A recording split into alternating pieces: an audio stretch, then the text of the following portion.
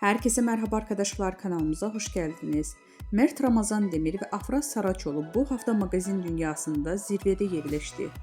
Ünlü oyuncular Mert Ramazan Demir ve Afra Saraçoğlu bu hafta sosyal medyada magazin dünyasının en çok konuşulan isimleri oldu. Peki ikilinin bu kadar popüler kılan ne? İşte detaylar. Bu hafta ünlü oyuncu Mert Ramazan Demir, Afra Saraçoğlu sosyal medyada en çok konuşulan, tartışılan isimler arasında zirvede yerleşti. Hem kariyerlerinde hem de özel yaşamlarında dikkat çeken gelişmeler yaşayan Demir ve Saraçoğlu takipçiler ve magazin dünyasında merak içinde bırakmaya devam ediyor. Mert Ramazan Demir son dönemdeki projeleriyle adından sıkça söz ettiriyor. Genç oyuncu son olarak bir dizi projesinde başrollerini oynayarak büyük bir çıkış yakaladı. Hakkında çıkan dedikodular ve özel hayatına dair sorular ise Demir'in sosyal medyada yoğun bir şekilde konuşulmasına neden oldu.